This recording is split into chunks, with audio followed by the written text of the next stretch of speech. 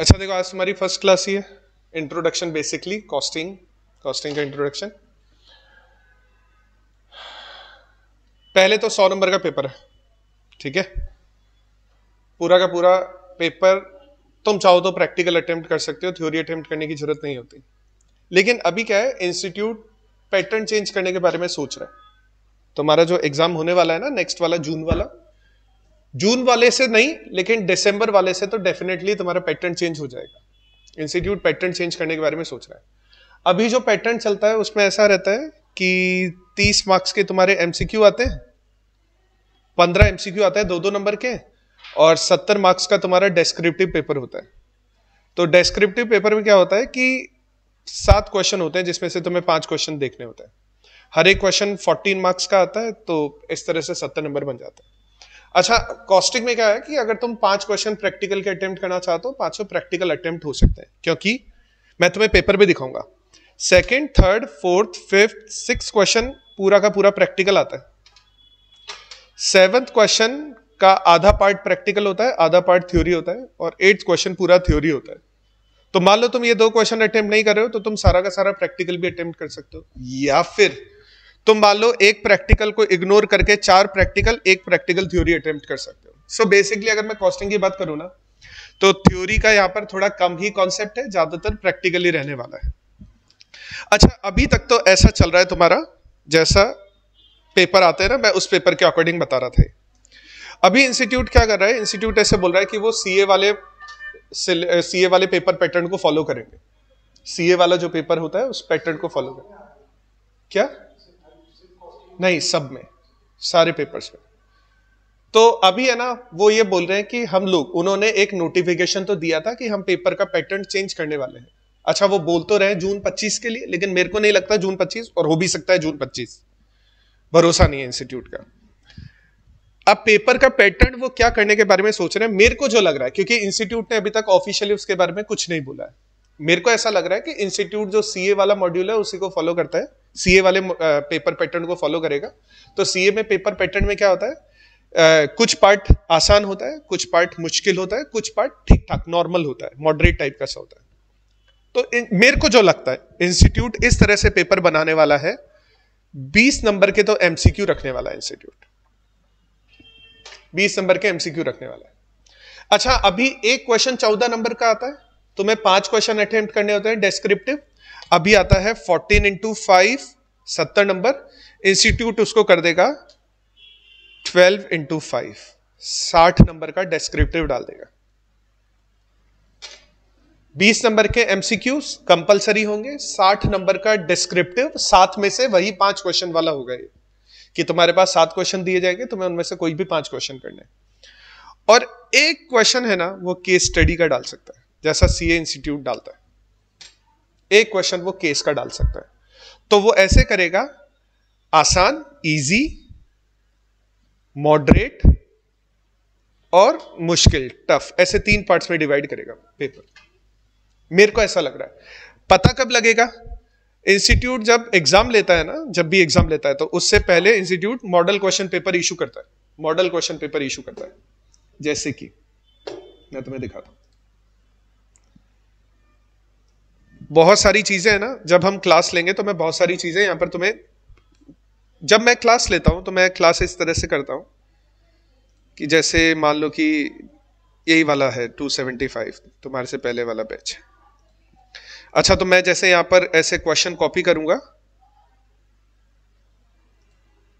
एक मिनट रुको, मैं यहां पर क्वेश्चन कॉपी करता हूं, कॉपी पेस्ट करके मैं तुम्हें क्वेश्चन बताता हूं। यहां पर एक एक क्वेश्चन इस तरह से पढ़ते हैं।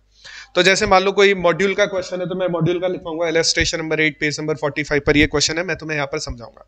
मान लो कोई एग्जाम में आया हुआ क्वेश्चन है, जून 23 एग्जाम, सिलेबस 22 एग्जाम में आया हुआ क्वेश्चन है, या और कोई दिसंबर 23 एग्जाम का क्वेश्चन सॉल्व करें, या और दिसंबर 24, या कोई और क्वेश्चन एग्जाम में आया हुआ, मॉड्यूल में आया हुआ, एमक्यूपी में आया हुआ। तो जब मैं क्वेश्चन पिकअप करता हूं ना, तो मेरा क्वेश्चन पिकअप करने का तरीका ये होता है कि मैं 3-4 टैब्स है ना हमेशा खोल के रखूंगा। एक तो जैसे मैं ये, एक तो देखो एमक्यूपी वाला रहता है, तुम्हें सर्च करना है, कभी तुम्हें क्वेश्चन पेपर्स वगैरह देखना है तो मॉडल क्वेश्चन पेपर। अच्छा, ज्यादातर जो मॉडल क्वेश्चन पेपर होता है ना, उनके क्वेश्चन मॉड्यूल वाले ही होते हैं। मॉड्यूल वाले ही एज इट इज क्वेश्चन उठा के मॉडल क्वेश्चन पेपर में डाल देते हैं। जैसे मैं एक एग्जांपल के लिए बता रहा हूं तुम्हें, जैसे दिसंबर, ऊपर देखो लिखा हुआ है दिसंबर 24, यहां पर सही चल रहा है क्या, बस एक बार देख लेना, हाँ ठीक है। ऊपर देखो लिखा हुआ है दिसंबर 24 टर्म के लिए मॉडल क्वेश्चन पेपर इंस्टीट्यूट ने दिया था।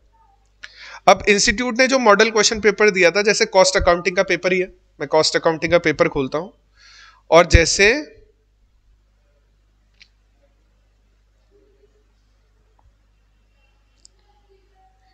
यही वाला क्वेश्चन है, जैसे देखो सेकंड क्वेश्चन का ए पॉइंट है, थोड़ा बहुत है ना आइडिया ले लो। क्वेश्चन क्या बोल रहा है, एक एडवर्टाइजमेंट एजेंसी है, बिल ऑफ मटेरियल बनाना चाहती है, पेपर यूज कर रही है, 10 रेम इंक यूज कर रही है, बिल्डिंग यूज कर रही है, बाइंडिंग मटेरियल यूज कर रही है, नीचे लिखा हुआ है आर्टिस्ट, कॉपीराइटर, क्लाइंट सर्विसिंग, बीच में लिखा हुआ है फोटोग्राफी, ऐसा लिखा हुआ है क्वेश्चन में, ठीक है।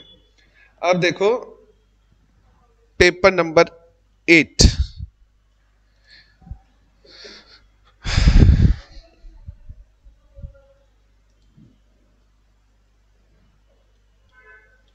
अभी जैसा हमने क्वेश्चन देखा ना, वो सेम टू सेम क्वेश्चन देखो ये रहा, बिल ऑफ मटेरियल बनाना है, paper, ink, binding, artist, copywriter, client servicing, photography, same question, बिल्कुल सेम। तुम डेटा भी देखोगे ना, देखो 80 घंटे 75 आवर्स 30 आवर्स, और यहां पर भी देखोगे तो 80 घंटे 75 आवर्स 30 आवर्स। तो तुम्हें ना मॉडल क्वेश्चन पेपर सॉल्व करने की जरूरत नहीं पड़ेगी कभी भी, क्योंकि मॉडल क्वेश्चन पेपर में जो मॉड्यूल वाले क्वेश्चन है ना, ये क्वेश्चन है मॉडल क्वेश्चन पेपर का और ये क्वेश्चन है मॉड्यूल का, सेम ही क्वेश्चन होते हैं, तो तुम्हें मॉडल क्वेश्चन पेपर कभी सॉल्व करने की रिक्वायरमेंट नहीं पड़ेगी। अच्छा, इसको तो इग्नोर करो मॉडल क्वेश्चन पेपर को। मैं ऐसे 2-4 पेपर वगैरह ऐसे खोल के रखता हूं, मैं एक एक क्वेश्चन को कॉपी पेस्ट करके तुम्हें सामने दिखा रहा होता हूं। मैं बात कर रहा हूं जब भी इंस्टीट्यूट एग्जाम लेता है, जैसे दिसंबर 24 में एग्जाम लिया, तो दिसंबर 24 में एग्जाम होने से 1-2 महीना पहले मान के चलो, तुम 2 महीना पहले इंस्टीट्यूट तुम्हें एग्जाम में पेपर पैटर्न क्या रहने वाला है उसका 1-2 पेपर बना के देता है। इंस्टीट्यूट पेपर पैटर्न क्या रहने वाला है उसके 1-2 पेपर बना के देता है हमेशा। तो जून में क्या पैटर्न आने वाला है वो हमें अप्रैल लास्ट मई के स्टार्टिंग में पता लगेगा कि जून का क्या पेपर पैटर्न होने वाला है। इंस्टीट्यूट जो मैं पेपर पैटर्न बता रहा हूं, मेरे को ऐसा ही लग रहा है कि वो 20 नंबर, 60 नंबर और 20 नंबर इस तरह से बनाएगा। अब वो इंस्टीट्यूट बाद में सोचेगा कि इंस्टीट्यूट को क्या करना है। अच्छा, तो एक तो हम मॉड्यूल से क्वेश्चन सॉल्व करते हैं, दूसरा ICMAI एग्जाम पेपर्स तुम सर्च करोगे ना तो ये आ जाएगा तुम्हारे पास में। फिर हम एग्जाम में आए हुए क्वेश्चंस भी देखते हैं, एग्जाम में जो क्वेश्चन पूछे जाते हैं, जैसे दिसंबर 24, जून 24, दिसंबर 23, इस तरह से। एक छोटा सा और इशू रहता है यहां पर, देखो दिसंबर 19 का पेपर है, उसके जस्ट बाद दिसंबर 23 का पेपर है, बीच में 4-5 पेपर मिसिंग है। वो 4-5 पेपर अगर चाहिए ना तो तुम्हें सर्च करना होगा ICMAI suggested answer. Suggested answer search करोगे, सजेस्टेड आंसर जब सर्च करोगे ना, तुम लोग तो अभी फाउंडेशन का एग्जाम देके आए हो क्या? फाउंडेशन के कोई सजेस्टेड आंसर नहीं होते, फाउंडेशन में नहीं होते। लेकिन यहां पर अपना एप्लीकेशन नंबर वगैरह डाल दोगे और ये कैप्चा HUVGD कैप्चा फिल कर दोगे, ठीक है। तो अभी यहां पर देखना, दोबारा से मैं बताता हूं, यहां पर कब से है, दिसंबर 19 के नेक्स्ट बाद कौन सा पेपर है, दिसंबर 23। यहां पर देखना, दिसंबर 19, दिसंबर 21, दिसंबर 22, जून 23, जून 23, फिर दिसंबर 23, तो बीच वाले पेपर भी है। तो जब मैं क्वेश्चन यहां पर क्लास में सॉल्व करवाता हूं तो मैं पेपर भी खोल के रखता हूं, कौन कौन से पेपर है हमारे पास में, जैसे दिसंबर 23 का पेपर है, ये सब पेपर, और फिर मैं तुम्हें क्वेश्चन सॉल्व करवाता हूं। अच्छा, तो इंस्टीट्यूट क्या करता है, मैं सिर्फ सिंपली ये बता रहा हूं कि इंस्टीट्यूट क्या करता है, कोई भी एग्जाम होने से पहले, एक मिनट रुको, एग्जाम होने से पहले मॉडल क्वेश्चन पेपर इशू करता है, और मॉडल क्वेश्चन पेपर इशू करके वो बताएगा कि पेपर का पैटर्न क्या रहने वाला है, किस तरह का पेपर आएगा, कितने MCQ आने वाले हैं, कितने डिस्क्रिप्टिव क्वेश्चन आने वाले हैं, ठीक है। जैसे यहां पर ये मॉडल क्वेश्चन पेपर है तो यहां पर ये बता रहा है, इस पे भी तुम देखोगे तो 15 नंबर के MCQ, 15 MCQs आने वाले हैं, 2-2 नंबर के, ठीक है। उसके अलावा सेक्शन बी में 5 क्वेश्चन करने हैं आउट ऑफ 7 क्वेश्चन, हर एक क्वेश्चन 14 नंबर का है। तो इस तरह से पेपर पैटर्न तुम्हें बाद में पता लगेगा। थोड़ा सा पेपर पैटर्न इंस्टीट्यूट चेंज कर रहा है तो वो हम बाद में समझेंगे। अच्छा, तो तुम्हारे लिए कुछ वेबसाइट काम की रहेगी, ICMAI exam papers, ICMAI suggested answers, और एक लास्ट वेबसाइट और देख लो, उसका नाम है ICMAI स्टूडेंट। ठीक है, ICMAI स्टूडेंट। अच्छा, इस वेबसाइट पर ध्यान से देखना, तुम्हें PTPs मिलेंगे, प्रैक्टिस टेस्ट पेपर। इंस्टीट्यूट तुम्हें प्रैक्टिस टेस्ट पेपर प्रोवाइड करवाता है। RTPs मिलेंगे, रिविजनरी टेस्ट पेपर। MTPs मिलेंगे, मॉडल टेस्ट पेपर। इंस्टीट्यूट तुम्हें वर्कबुक भी देता है, वर्कबुक लेकिन इससे 2016 सिलेबस की दे रखी, 2022 की नहीं दे रखी। लेकिन कॉस्टिंग है ना, 2016 में भी सेम थी, 2022 में भी सेम है, कोई अलग नहीं है। ठीक है, तो तुम्हें अगर कॉस्टिंग की वर्कबुक चाहिए, वर्कबुक में क्वेश्चंस होते हैं बहुत सारे, क्वेश्चन सॉल्व करने के लिए, प्रैक्टिस करने के लिए बहुत सारे वर्कबुक होते हैं। अच्छा, ये कौन सी खुल गई? अच्छा, गलत पेपर ओपन हो गया है, कॉस्टिंग का पेपर ये है, लेकिन कंपनी अकाउंट्स क्यों लिखा आ रहा है? ऊपर देखो वर्कबुक में लिखा हुआ है कंपनी अकाउंट एंड ऑडिट, नीचे कॉस्ट अकाउंटिंग की वर्कबुक दे रखी है। लेकिन कॉस्टिंग की वर्कबुक है तो यहां पर है ना, इंस्टीट्यूट बहुत सारे क्वेश्चन देता है सॉल्व करने के लिए, प्रैक्टिस करने के लिए। तो तुम्हें एक वेबसाइट ICMAI स्टूडेंट, बहुत सारी चीजें मिलती है यहाँ पर, PTP, MTP, RTP, workbook, study material, ठीक है, MCQs भी मिलते हैं तुम्हें यहाँ पर। और तुम्हें अगर कोई क्लासेस वगैरह देखनी है तो वो क्लासेस भी यहाँ पर मिल जाती है। क्लास लाइब्रेरी, रिकॉर्डेड लाइब्रेरी बना रखी है उन्होंने। जैसे कॉस्टिंग उन्होंने 40 घंटे में खत्म कर रखी है, 42 घंटे की क्लास है कॉस्टिंग की। ठीक है, तो अगर तुम्हें क्लासेस वगैरह भी देखनी है कुछ रिवीजन वगैरह के टाइप के से हिसाब से, तो 42 आवर्स में कॉस्टिंग कंप्लीट होती है, जबकि 42 आवर्स में होती नहीं है कंप्लीट। कॉस्टिंग कंप्लीट होने में 4 महीने लग जाते हैं, 160-70 क्लासेस लगती है कॉस्टिंग की। ठीक है, 150 प्लस मान के चलो, वो 42 आवर्स में कंप्लीट करके देते हैं। तो वहां पर तुम्हें अगर क्लासेस वगैरह भी देखनी होती है तो क्लासेस मिल जाती है, जो इंस्टीट्यूट की तरफ से रिकॉर्ड की हुई क्लासेस है। अच्छा, तो हम आज स्टार्ट करेंगे हमारा थोड़ा सा कॉस्टिंग का इंट्रोडक्शन। अच्छा, तुम लोग अगर फाउंडेशन पढ़कर आए हो तो तुमने कॉस्टिंग तो थोड़ा बहुत फाउंडेशन में पढ़ ही लिया होगा।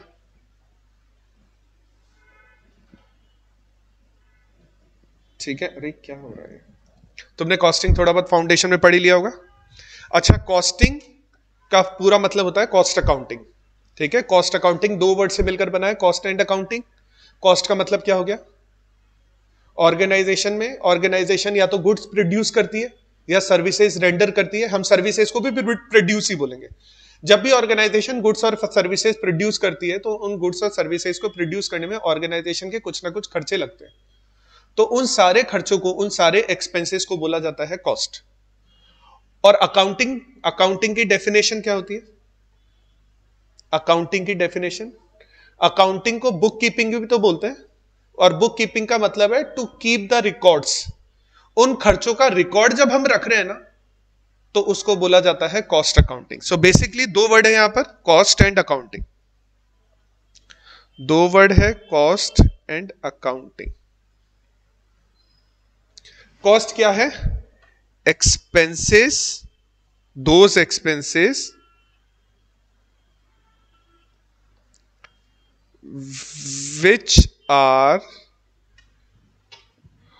which occurred भी लिख सकते हैं, which occurred। अच्छा, कॉस्ट क्या है? ऐसे एक्सपेंसेस जो अकर हो रहे हैं जब भी ऑर्गेनाइजेशन गुड्स और सर्विसेज प्रोड्यूस करती है। ठीक है, expenses which occur to produce goods and. अच्छा, सर्विसेज प्रोड्यूस नहीं होती है। ठीक है, हम बोलेंगे जनरल लैंग्वेज में तो ऐसे बोलते हैं सर्विसेज प्रोड्यूस हो रही है, लेकिन सर्विसेज प्रोड्यूस नहीं होती है, सर्विसेज रेंडर होती है, सर्विसेज दी जाती है, प्रोडक्शन नहीं होता है सर्विसेज का। एक पेन है, इस पेन का प्रोडक्शन होगा, लेकिन मैं तुम्हें पढ़ा रहा हूं ना, तो पढ़ाना प्रोडक्शन नहीं होता है, पढ़ाना सर्विस है। अच्छा, जब मैं तुम्हें सर्विस दे रहा हूं तो ऑर्गेनाइजेशन का कुछ तो खर्चा लग ही रहा है ना। यहाँ पर ऑर्गेनाइजेशन मेरे को पे कर रहा है, लाइट बिजली पे कर रहा है, इंस्टीट्यूट हो सकता है रेंट पे कर रहा हो। ठीक है, तो produce good and render services. Render बोलते हैं इसको। अच्छा, टेक्निकली तो रेंडर बोलते हैं, लेकिन हम इसको हमेशा प्रोड्यूस ही बोलेंगे, ठीक है। फॉर एन ऑर्गेनाइजेशन, एक ऑर्गेनाइजेशन के गुड्स के प्रोडक्शन में जो भी एक्सपेंसेस लग रहे हैं, सर्विसेज के प्रोडक्शन में जो भी एक्सपेंसेस लग रहे हैं, उन सारे एक्सपेंसेस को कॉस्ट बोला जाता है। और अकाउंटिंग का मतलब क्या होता है? अकाउंटिंग का मतलब होता है to keeping the records, to keep the records. इन सारे एक्सपेंसेस का रिकॉर्ड रखना कॉस्ट अकाउंटिंग बोला जाता है। सिंपल लैंग्वेज में, ऑर्गेनाइजेशन में जितने भी खर्चे हो रहे हैं ना, उन सबका रिकॉर्ड बना के रख रहे हो, उसको कॉस्ट अकाउंटिंग बोला जाता है, ठीक है। दिक्कत, डेफिनेशन में कोई दिक्कत? नोट डाउन करोगे या चलेगा? चलेगा, ठीक है, इसमें कुछ खास बात तो है नहीं। अच्छा, जो हमारे है ना कॉस्ट अकाउंटिंग की, मैं तुम्हें बुक दिखा देता हूं एक बार वापस से। बुक में भी थोड़ा सा एक चीज ध्यान से समझना, ये बुक है हमारी कॉस्टिंग की, ठीक है। तुम लोग एग्जाम कब देने के सोच रहे हो? दिसंबर में, है ना, बोथ ग्रुप। फिर तो अच्छा, इंस्टीट्यूट है ना बार बार रीप्रिंट करता है, नए नए एडिशन देता है। जैसे पहला एडिशन अगस्त 22 में आया था, और जो अभी लेटेस्ट एडिशन है वो जुलाई 24 का है, ठीक है। तो तुम लोग अगर दिसंबर में एग्जाम देने के बारे में सोच रहे हो, तो तुम रजिस्ट्रेशन थोड़ा बाद में करवाओगे, हो सकता है बाद में करवाओ रजिस्ट्रेशन इंस्टीट्यूट में। और इंस्टीट्यूट में जब रजिस्ट्रेशन करवाओगे तभी इंस्टीट्यूट तुम्हें मॉड्यूल प्रोवाइड करवाएगा, अदरवाइज मॉड्यूल नहीं देता है।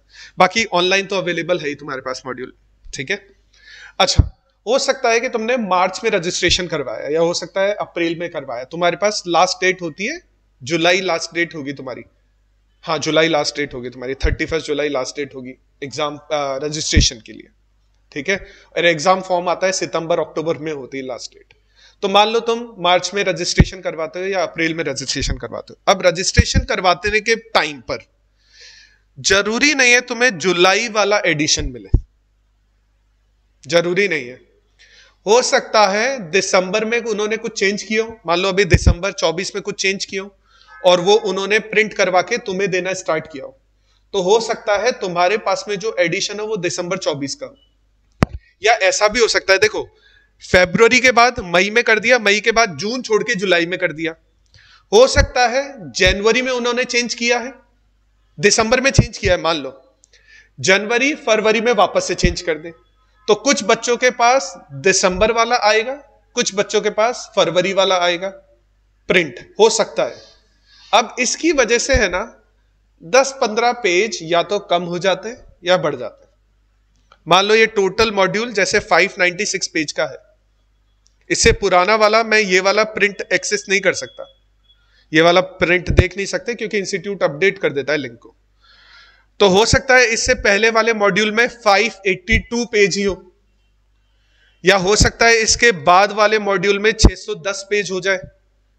तो 10-15 पेज का फर्क पड़ेगा। अब 10-15 पेज का फर्क क्या पड़ेगा? 10-15 पेज का फर्क ऐसे पड़ेगा, मान लो मैं जैसे तुम्हें क्वेश्चन सॉल्व करवा रहा हूं, मान लो जैसे यही वाला क्वेश्चन है, मान लो मैं तुम्हें क्वेश्चन सॉल्व करवा रहा हूं कि क्वेश्चन नंबर 2 और पेज नंबर है 216, ये पेज नंबर 216 है। मान लो मैं तुम्हें क्वेश्चन सॉल्व करवा रहा हूं क्वेश्चन नंबर 2 पेज नंबर 216, तो जरूरी नहीं है तुम्हें पेज नंबर 216 पर वो क्वेश्चन मिलेगा, क्योंकि मेरा वाला एडिशन जो है ना वो जुलाई का है, तुम्हारा वाला एडिशन हो सकता है दिसंबर का हो सकता है फरवरी का हो सकता है अप्रैल का हो, ठीक है। तो तुम्हें 10-15 पेज आगे पीछे देखना पड़ेगा कि तुम्हारा क्वेश्चन कहां है। पहली प्रॉब्लम तो ये है, ठीक है। अच्छा, इंस्टीट्यूट तुम्हें बुक तो ऐसी देगा, कुछ इसी तरह की बुक होगी, कुछ खास चेंज नहीं करता है वो बुक में, कुछ एक क्वेश्चन ऐड कर देता है या कुछ एक थ्योरी के पॉइंट्स ऐड कर देता है यहां पर। अच्छा, हम लोग है ना इंट्रोडक्शन से स्टार्ट करते हैं। सबसे पहला टॉपिक है इंट्रोडक्शन, हम लोग इंट्रोडक्शन से स्टार्ट करते हैं। और इंट्रोडक्शन में मैं तुम्हें यहाँ पर एलिमेंट्स ऑफ कॉस्ट के बारे में समझाऊंगा, और थोड़ी सी कॉस्ट अकाउंटिंग टर्म्स के बारे में समझाऊंगा कि संक कॉस्ट क्या होती है, अलग अलग तरह की कॉस्ट क्या होती है, यहाँ पर उनके बारे में थोड़ा समझाऊंगा। तो हम स्टार्ट कर रहे हैं आज हमारा फर्स्ट टॉपिक इंट्रोडक्शन में, आज फर्स्ट टॉपिक स्टार्ट कर रहे हैं हमारा एलिमेंट ऑफ कॉस्ट।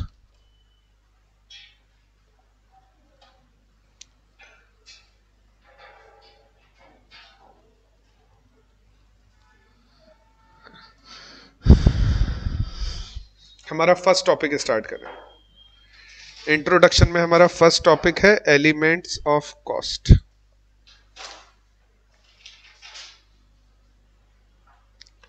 एलिमेंट्स को है ना टाइप भी बोला जा सकता है, टाइप या क्लासिफिकेशन। तो हमारा फर्स्ट टॉपिक स्टार्ट करें एलिमेंट ऑफ कॉस्ट। अच्छा, एलिमेंट ऑफ कॉस्ट का फर्स्ट पॉइंट है cost based on behaviour.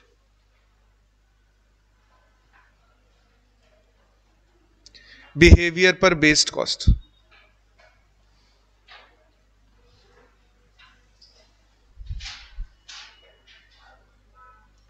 First point है कॉस्ट बेस्ड ऑन बिहेवियर।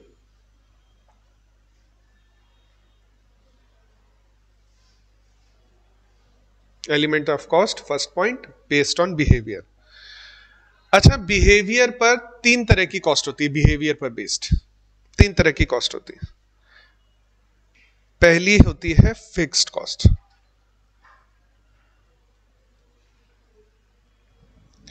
अच्छा, तुम्हें फिक्स कॉस्ट और वेरिएबल कॉस्ट के बारे में थोड़ा बहुत तो पता ही होगा। फिक्स कॉस्ट फिक्स होती है, वेरिएबल कॉस्ट बदलती रहती है, इसीलिए तो उसको फिक्स्ड और वेरिएबल बोला जाता है। लेकिन तुम एक कॉस्ट के अंदर फिक्स्ड और वेरिएबल को पहचान सकते हो क्या कि कौन सा पार्ट फिक्स है, कौन सा पार्ट वेरिएबल है? पहचाना जा सकता है क्या फिक्स्ड और वेरिएबल वाला पार्ट? पहचानने का एक तरीका होता है। फिक्स कॉस्ट पहचानने का एक तरीका होता है, ध्यान से समझना। एग्जाम्पल से समझाता हूं। मान लो अभी है ना, फिक्स कॉस्ट के बाद और कुछ भी मत लिखना, एग्जाम्पल समझना। मान लो मैं तुम्हारे रूम पर रेंट पे रह रहा हूं। मैंने तुम्हारा एक रूम ले रखा है तुम्हारे घर में, और मैं वहां पर रेंट पे रह रहा हूं। अच्छा, तुम रेंट कैसे चार्ज करते हो रूम का? मेरे से कैसे रूम का रेंट चार्ज करोगे? मंथली? जैसे तुम ऐसा बोलोगे 8,000 रुपए पर मंथ, ऐसा ही बोलोगे 8,000 रुपए पर मंथ तुम्हारा रूम, मेरे रूम का रेंट तुम ऐसे चार्ज करोगे। अच्छा, एक बात बताओ, इस महीने मैं अपनी जॉब के कारण उस रूम पर है ना केवल 2 ही दिन रुका था, केवल 2 ही दिन तुम्हारे रूम पर था, बाकी मैं अपनी जॉब की वजह से सारा बाहर था। अभी मैं वापस से नेक्स्ट मंथ आ रहा हूं, तो तुम मेरे से कितना चार्ज करोगे? 8,000 रुपए? या कम कर दोगे कि बोले 2 ही दिन रुके तो कोई बात नहीं, 8,000 रुपए चार्ज करोगे? अच्छा, इस महीने मेरी ऑफिस था ही नहीं, मैं वर्क फ्रॉम होम कर रहा था, वर्क फ्रॉम होम, और पूरा टाइम, पूरा का पूरा महीना 24 घंटे 7 दिन 4 हफ्ते मैं घर पर ही था, रूम पर ही था। अब तुम मेरे से कितना चार्ज करोगे? 8,000 रुपए महीना।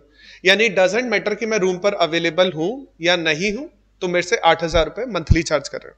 अच्छा, जैसे स्कूल में फीस लगती थी तुम्हारी, स्कूल में फीस, स्कूल फीस तुम्हें पता कितनी लगती थी? तुम्हारे स्कूल की फीस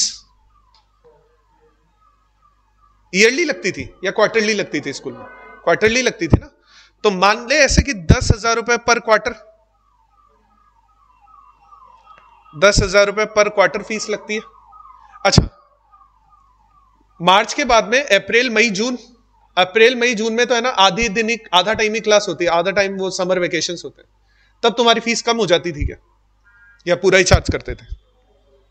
पूरा ही चार्ज करते थे, कभी भी कम नहीं किया। अच्छा, मान लो कि ऐसा है कि कभी कभी स्पोर्ट्स एक्टिविटीज चल रही है या कभी कभी और कुछ एक्टिविटीज परफॉर्म की जा रही है स्कूल में, तो कुछ एक्स्ट्रा फीस चार्ज करते थे क्या? तुम स्कूल में ज्यादा देर तक के लिए रुक रहे हो तो कुछ एक्स्ट्रा फीस चार्ज करते थे उसकी? या स्कूल फीस तो उतनी रहती थी, उतनी रहती थी, वो तो कपड़े वगैरह, वो यूनिफॉर्म वगैरह अलग से आती थी तो अलग से चार्ज किए जाते थे। ठीक है।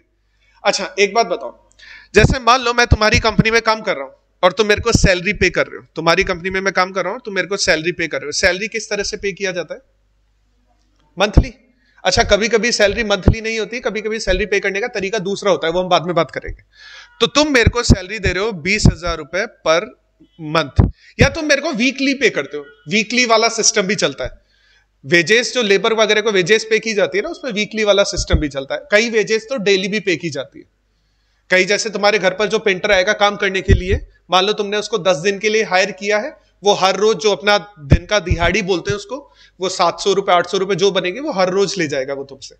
ठीक है, तो कई बार तुम वीकली, डेली इस तरह से पे करते हो। तो मान लो तो मेरी सैलरी है 20,000 रुपए पर वीक। ठीक है, इन सब चीजों में तुम्हें एक कॉमन चीज दिखाई देगी, इन सारे कॉस्ट्स में तुम्हें एक कॉमन चीज दिखाई देगी, ये सारे एक्सपेंसेस में कॉमन चीज दिखाई देगी, और वो कॉमन चीज है टाइम। वो कॉमन चीज है टाइम।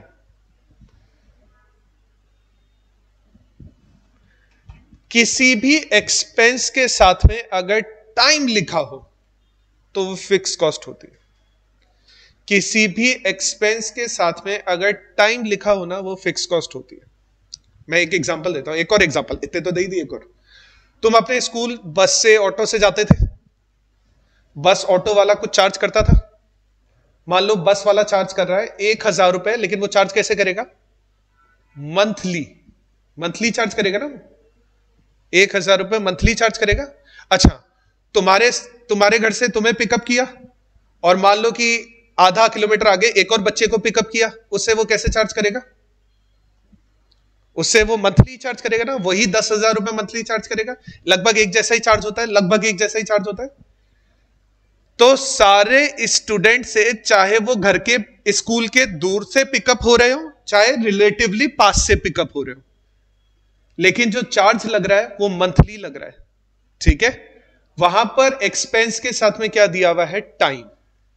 ऐसा कोई भी एक्सपेंस है जहां पर टाइम दिया जाए, वो फिक्स की कैटेगरी में आएगा। ऐसा कोई भी एक्सपेंस जहां पर उसके साथ टाइम यूज होता है, तो उसको फिक्स कॉस्ट बोला जाता है।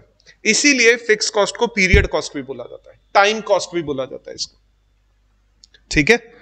अच्छा, इंस्टीट्यूट में जैसे फॉर एग्जांपल यहां पर मान लो कि मैम काम कर रही है रिसेप्शन पे, रुचि मैम काम कर रही है, उनको सैलरी मिलती है 10,000 रुपए मंथली। तो 10,000 रुपए मंथली, यानी टाइम आ गया वहां पर, तो सैलरी हो गई फिक्स। मेरे को सैलरी मिलती है 2,000 रुपए पर स्टूडेंट। अब मेरी फिक्स है क्या सैलरी? अब मेरी सैलरी फिक्स है क्या? बच्चे नहीं आए तो मेरी सैलरी कितनी बनेगी? 0। और 100 बच्चे आ गए तो मेरी सैलरी कितनी बनेगी? 2 लाख रुपए, है ना? तो मेरी सैलरी फिर फिक्स नहीं है। क्यों सैलरी फिक्स नहीं है? क्योंकि मेरी सैलरी के साथ में टाइम नहीं जुड़ा हुआ है, मेरी सैलरी के साथ में जुड़ा हुआ है स्टूडेंट। जैसे मार्केट में तुम सब्जी लेने गए हो, तो सब्जी की तुम एक्सपेंसेस प्राइस पे करके आते हो, तो कैसे पे करके आते हो? आलू लेकर आए 40 रुपए पर केजी, और जैसे ही पर के साथ में टाइम के अलावा कोई दूसरा एलिमेंट आएगा ना, टाइम के अलावा कोई भी दूसरा एलिमेंट आते ही वो वेरिएबल हो जाएगा। अगर टाइम आता है तो लगेगा, तो उसको बोला जाएगा फिक्स कॉस्ट, और टाइम के अलावा कोई वेरिएबल यूज होते हैं ना, तो उनको बोला जाएगा वेरिएबल कॉस्ट। तो मान लो मैं बोल रहा हूं सैलरी 10,000 रुपए मंथली, तो फिक्स है, और मैं बोल रहा हूं सैलरी 10,000 रुपए पर स्टूडेंट, तो ये वेरिएबल है। ठीक है। रेंट लग रहा है 10,000 रुपए मंथली, तो वो फिक्स है, लेकिन रेंट लग रहा है 10,000 रुपए पर टेनेंट, तो वो वेरिएबल है। जैसे बच्चे रूम लेकर रहते हैं ना, तो रूम में वो कितने बच्चे रुके हुए हैं उनके हिसाब से रेंट लगता है। फिर एक रूम में 3 बच्चों को रुका हुआ है, तो तीनों बच्चों से रेंट लिया जाएगा। ठीक है। तो 2 बच्चे ही रुके हुए हैं, तो फिर 2 बच्चों का रेंट लेंगे, तीसरे बच्चे वाला रेंट वो लोग पे नहीं करेंगे। ऐसे होते हैं ना, जब हॉस्टल वगैरह में तुम रूम्स वगैरह देखते हो, तो कई सिंगल रूम होते हैं, कई डबल रूम होते हैं, कई ट्रिपल रूम्स होते हैं, तो वहां पर अलग तरह से चल रहा है। अच्छा, तुम टिफिन मंगाते हो, टिफिन फिक्स्ड होगा या वेरिएबल होगा? सोच के बताओ, टिफिन का खर्चा फिक्स्ड होगा या वेरिएबल होगा? वेरिएबल होगा, क्योंकि वहां पर चार्ज किए जाते हैं 50 रुपए पर टिफिन, 100 रुपए पर टिफिन। 100 रुपए, 1,000 रुपए मंथली चार्ज नहीं किए जाएंगे, तुम मंथली पे नहीं करोगे। क्यों पे नहीं करोगे? क्योंकि तुम वहां पे, अब जैसे इलेक्ट्रिसिटी है, इलेक्ट्रिसिटी का खर्चा कैसा होता है? फिक्स या वेरिएबल? हर महीने फिक्स बिल आता है क्या? नहीं। ज्यादा कंज्यूम करोगे तो ज्यादा बिल आएगा, कम कंज्यूम करोगे तो कम बिल आएगा। आज तुम टिफिन वाले से ज्यादा खाना मंगा रहे हो, बोल रहे हो 2 टिफिन देके जाना, मेरे पापा भी आए हुए। कल तुम टिफिन वाले को मना कर दोगे, बोला मैं घर पर नहीं हूं तो 2 दिन तक सप्लाई मत करना टिफिन। ठीक है, तो वो क्या हो जाएगा? उस केस में वेरिएबल हो जाएगा। तो ऐसी कोई भी एक्सपेंसेस जहां पर पीरियड इंक्लूड हो, टाइम इंक्लूड हो, तो उसको बोला जाता है फिक्स कॉस्ट। अच्छा, एक बात बताओ, अगर क्वांटिटी बढ़ती है या कम होती है, क्वांटिटी बढ़ने या कम होने पर टोटल फिक्स कॉस्ट बढ़ेगी या कम होगी, या उतनी बनी रहेगी? अगर मान लो बच्चे ज्यादा आ रहे हैं या कम आ रहे हैं, लेकिन तुम मेरे को 10,000 रुपए मंथली दे रहे हो, तो बच्चे ज्यादा हो या कम हो, मेरा जो एक्सपेंसेस है वो 10,000 रुपए ही रहेगा या कम हो जाएगा या ज्यादा हो जाएगा, उतना ही बना रहेगा। कैसे रहेगा? उतना ही बना रहेगा। तो ध्यान से समझना, क्वांटिटी के इंक्रीज या डिक्रीज होने पर टोटल फिक्स कॉस्ट पर कोई इंपैक्ट नहीं पड़ता, टोटल फिक्स कॉस्ट एक जैसी ही बनी रहती है। टोटल फिक्स्ड कॉस्ट, क्वांटिटी चाहे कम है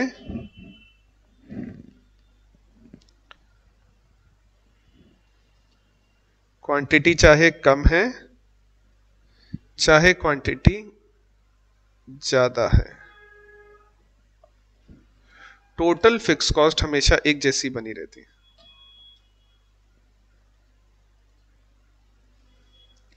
टोटल फिक्स कॉस्ट हमेशा एक जैसी बनी रहती है।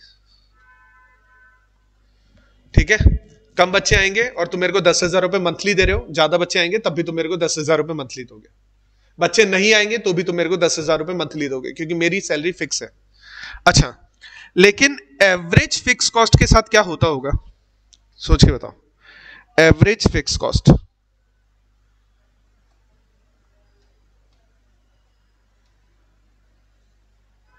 एवरेज फिक्स कॉस्ट के साथ क्या होता होगा?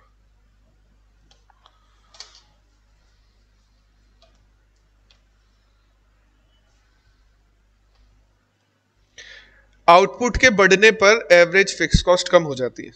मैं तुम्हें एग्जांपल देता हूं इसका भी।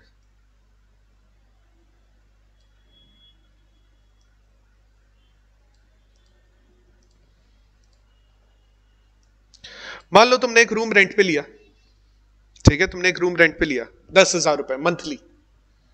अभी तुम उस रूम पे रुके हुए हो, फिर तुम अपने फ्रेंड को भी ले आते हो उस रूम पे शेयरिंग के लिए। अभी तुम्हारा रेंट कितना लगेगा? 10,000 रुपए मंथली। लेकिन एक पर्सन का शेयर कितना होगा? 5,000 रुपए। तुम दोनों फ्रेंड एक और फ्रेंड को ले आते हो, अब कितना हो जाएगा? 3,333। एक और फ्रेंड को ले आते हो तो 2,500, एक और फ्रेंड को ले आते हो तो 2,000।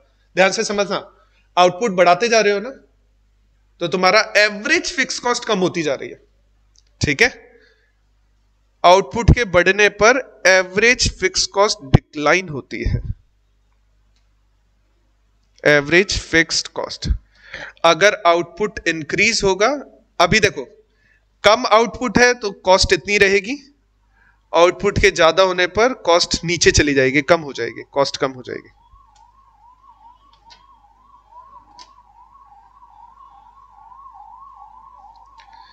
अच्छा, फिक्स कॉस्ट के कॉन्सेप्ट में कुछ दिक्कत है तो पूछ लो।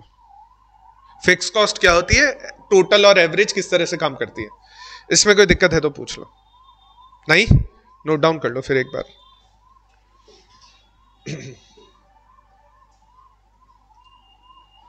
ठीक है बात।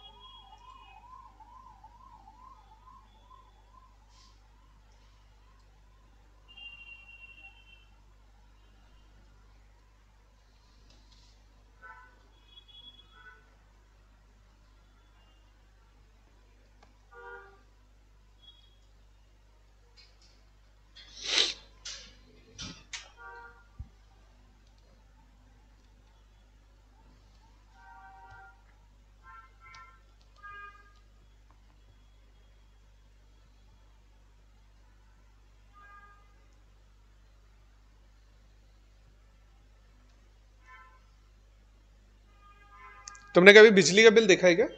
उस पर एक लिखा होता है स्थायी शुल्क। उस बिल पे स्थायी शुल्क लिखा होता है उस पे, कि तुम बिजली यूज करो या नहीं करो उतना तो खर्चा लगेगा ही लगेगा। 220 रुपए 230 रुपए होते हैं शायद, ऐसा कुछ है। कि तुम मान लो इस महीने पूरे महीने रूम पर थे ही नहीं, लेकिन तुमने अलग से मीटर लगवा रखा है तो 220 रुपए 30 रुपए ऐसा कुछ पे करना पड़ता है तुम्हें, वो फिक्स ही रहता है।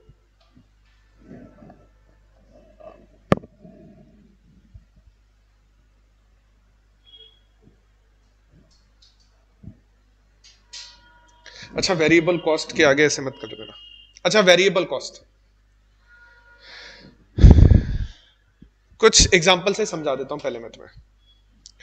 मान लो तुम मेरे को सैलरी पे कर रहे हो, मैं तुम्हारे इंस्टीट्यूट में क्लास ले रहा हूं और तुम मेरे को सैलरी पे कर रहे हो 2,000 रुपए पर स्टूडेंट। अब बताओ मेरी फिक्स सैलरी तुम बता सकते हो क्या कि महीने के लास्ट में तुम मेरे को कितना पेमेंट करने वाले हो? नहीं बता सकते। कम स्टूडेंट होगे तो कम पेमेंट करोगे, ज्यादा होगे तो ज्यादा करोगे, और नहीं है तो नहीं करोगे, क्योंकि पर स्टूडेंट के हिसाब से मेरे को पेमेंट किया जा रहा है। अच्छा, और भी एक्सपेंसेस समझना। जैसे कि तुम बस से ट्रेवल करते हो, तो बस टिकट, जैसे मान लो तुम दिल्ली, जयपुर से दिल्ली जा रहे हो। अच्छा, बस टिकट का जो एक्सपेंस कैलकुलेट किया जाता है वो कैसे कैलकुलेट किया जाता है पता है तुम्हें? पर आवर, कि 1 घंटे तुमने ट्रेवल किया तो इतना लगेगा, 2 घंटे ट्रेवल किया तो इतना लगेगा। तो फिर पर पैसेंजर।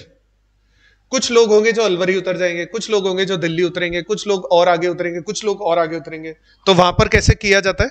बस का जो फेयर चार्ज किया जा रहा है, बस का फेयर कैसे चार्ज किया जा रहा है? जैसे मान लो 500 रुपए पर पैसेंजर, एक पैसेंजर से 500 रुपए चार्ज किया जा रहा है। प्लेन में भी तो ऐसा होता है। प्लेन में जैसे मान लो तुम जयपुर से दिल्ली जा रहे हो प्लेन में, तो पैसेंजर से 4000 रुपए, 2000 रुपए, 3000 रुपए पर पैसेंजर चार्ज किए जाएंगे। ठीक है, मान लो बीच में डिले हो गया प्लेन किसी भी वजह से, 2 घंटे जयपुर पे फ्लाइट अटकी हुई है, डिले हो गया, तो ज्यादा चार्ज किए जाएंगे या कम चार्ज किए जाएंगे? नहीं, वो पैसेंजर के हिसाब से लगता है, वो पर पैसेंजर लगेगा। टाइम का कोई रोल नहीं है उसके अंदर। मान लो फ्लाइट ने तुम्हें 2 मिनट जल्दी पहुंचा दिया तो तुमसे ज्यादा पैसे लेंगे। फ्लाइट अगर जल्दी पहुंचा रही है 2 मिनट, या 2 मिनट लेट पहुंचा रही है, तो तुम्हें पैसे रिफंड करेंगे। टाइम का कोई लेना देना नहीं है, पैसेंजर वाला हो जाता है वहां पर गेम। अच्छा, मान लो तुम जयपुर से दिल्ली जाने के लिए कैब बुक करते हो, फेयर में आ जाएगा, कैब बुक करते हो, वो कैसे चार्ज करेगा तुमसे? घंटे का, घंटे के हिसाब से, दिन के हिसाब से कैसे चार्ज करेगा फिर वो? किलोमीटर के हिसाब से। मान लो तुम छोटी कैब यूज करते हो तो 8 रुपए पर किलोमीटर, तुम बड़ी कैब यूज करते हो तो 10 रुपए पर किलोमीटर, तुम और बड़ी कैब यूज करते हो तो 15 रुपए पर किलोमीटर। वहां पर कैसे लग रहा है तुम्हारा कैब का फेयर? कैसे लग रहा है? 10 रुपए पर किलोमीटर के हिसाब से। उसमें टाइम का कोई लेना देना है क्या? अच्छा, मान लो मैं तुम्हारे घर पर रेंट पे रह रहा हूं, तुम मेरे से बिजली का बिल लोगे, तो तुमने मेरे घर के बाहर, रूम के बाहर मीटर लगवाया, मीटर लगा हुआ है, तुम मेरे से चार्ज करोगे। अच्छा, कैसे चार्ज करोगे? हम बोलते हैं यूनिट, बोलते हैं उसको, वो किलोवाट आवर्स होती है। बिजली का यूनिट जो होती है वो किलोवाट आवर्स होती है, कि एक आवर में कितना किलोवाट यूज कर रहे हो तुम लोग। लेकिन हम लोग जनरली इंडिया में उसको यूनिट से बोलते हैं। तो तुम मेरे से इलेक्ट्रिसिटी का कैसा पैसा चार्ज करोगे? इलेक्ट्रिसिटी का पैसा चार्ज करोगे तो मान लो 6 रुपए पर यूनिट ऐसा चार्ज करोगे। अच्छा, ये जितने भी एक्सपेंसेस तुम्हें यहां पर दिखाई दे रहे हैं, एक भी एक्सपेंसेस में टाइम लिखा हुआ है क्या? कुछ भी कहीं भी टाइम? ऊपर वाले सारे एक्सपेंसेस में टाइम मंथली भी हो सकता है, क्वार्टरली भी हो सकता है, वीकली भी हो सकता है। हाउस टैक्स कैसे लगता है? घरों में हाउस टैक्स जो लगता है वो कैसे लगता है? हाउस टैक्स 500 रुपए ईयरली।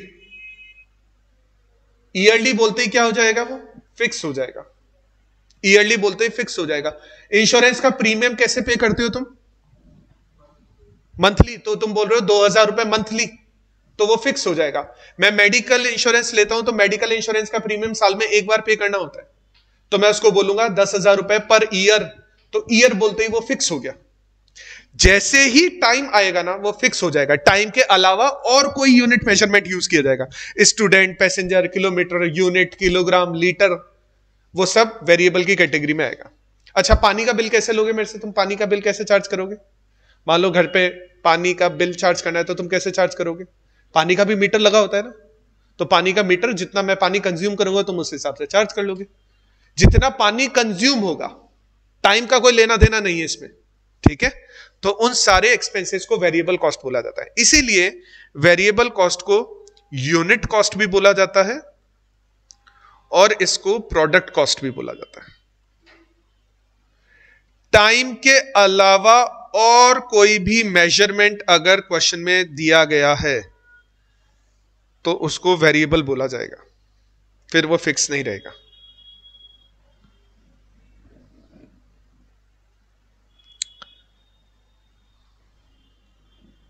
अच्छा, एक बात बताओ,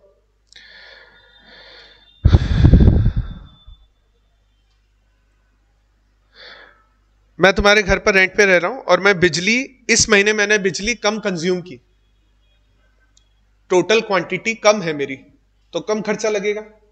अगले महीने में ज्यादा कंज्यूम करूंगा तो ज्यादा खर्चा लगेगा। यानी इसका मतलब पता है क्या है? अगर आउटपुट बढ़ रहा है ना, तो वेरिएबल कॉस्ट भी बढ़ती जाएगी। ठीक है, हम लोग ट्रेन से ट्रेवल कर रहे हैं, ठीक है, हम लोग ट्रेन से ट्रेवल कर रहे हैं, हम लोग जयपुर से ट्रेवल करना स्टार्ट करके मुंबई तक जाते हैं। कुछ लोग ऐसे होंगे जो कोटा में उतर जाएंगे, कुछ लोग ऐसे होंगे जो सूरत में उतरेंगे, कुछ लोग ऐसे होंगे जो नागपुर में उतरेंगे, कुछ लोग ऐसे होंगे जो मुंबई में उतरेंगे, ऐसे होंगे। अच्छा, जो जल्दी उतर रहा है उसे कम चार्ज करेंगे, जो ज्यादा देर तक ट्रेवल कर रहा है उससे ज्यादा चार्ज करेंगे। सिंपल सा हिसाब किताब है।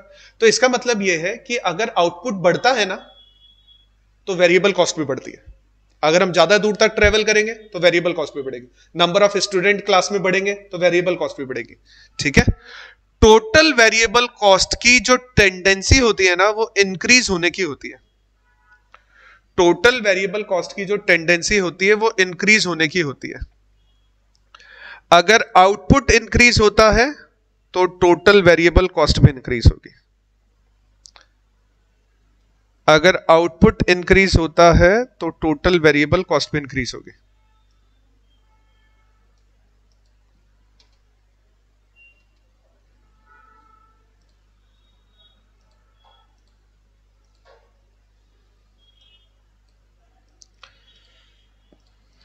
चल जा भाई।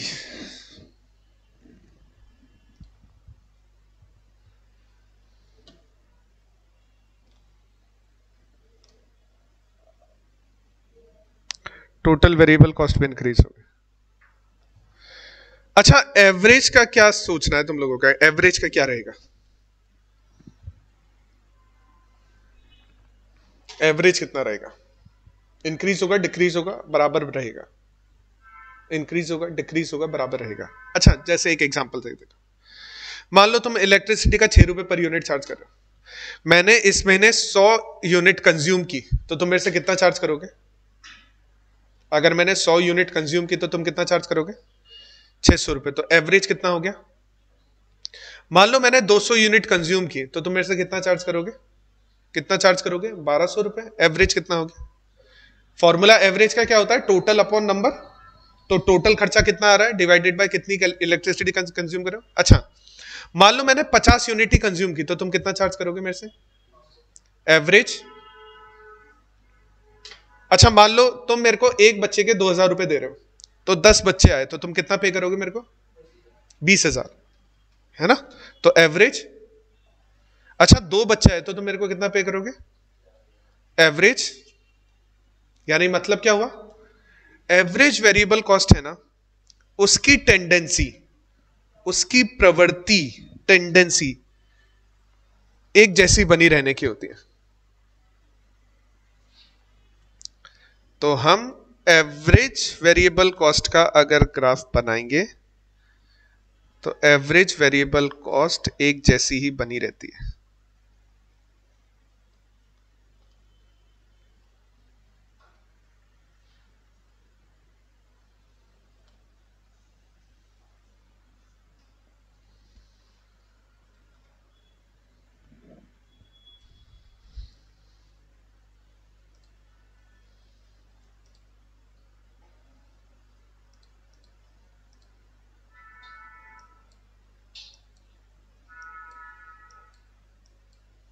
ठीक है, दिक्कत? एक तीसरा और लास्ट टाइप है इस टाइप में, बेस्ड ऑन बिहेवियर के टाइप में, जिसको बोला जाता है सेमी वेरिएबल कॉस्ट। जिसको बोला जाता है सेमी वेरिएबल कॉस्ट। अच्छा, सेमी वेरिएबल नाम से ही पता लग रहा है, कुछ पार्ट फिक्स है, कुछ पार्ट वेरिएबल है। कुछ पार्ट फिक्स है, कुछ पार्ट वेरिएबल है, तो इसको बोला जाएगा सेमी वेरिएबल कॉस्ट। कुछ पार्ट फिक्स, कुछ पार्ट वेरिएबल, तो इसको सेमी वेरिएबल कॉस्ट बोला जाएगा। जैसे मैं तुम्हें एक एग्जांपल दिखाता हूं।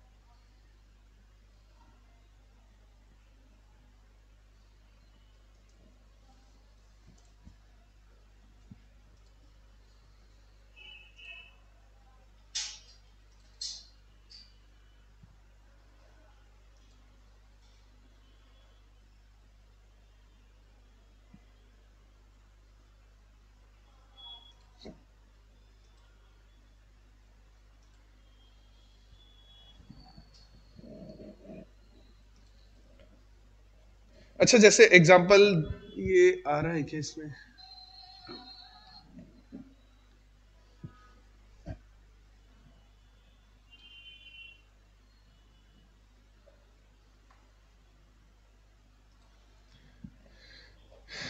देखो एक चीज देखो, मैं एक इलेक्ट्रिसिटी बिल की कॉपी दिखा रहा हूं तुम्हें, ठीक है? इलेक्ट्रिसिटी बिल की कॉपी है।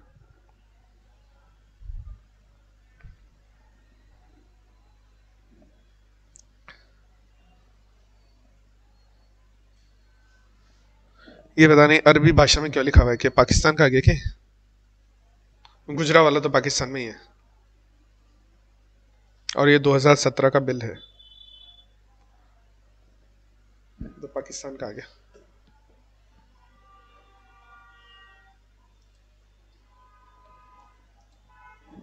कोई सही क्या है? यहाँ पर छोटे छोटे से बिल आ रहे हैं, पता नहीं, मैं इसको ओपन करूंगा तो ये इमेज खराब हो जाएगी, इसकी इमेज खराब हो गई इसकी। देखो वो छोटी छोटी सी इमेज दी हुई है, और वह जैसे ओपन करते हैं ना तो वो बिल्कुल ब्लर हो जाती है।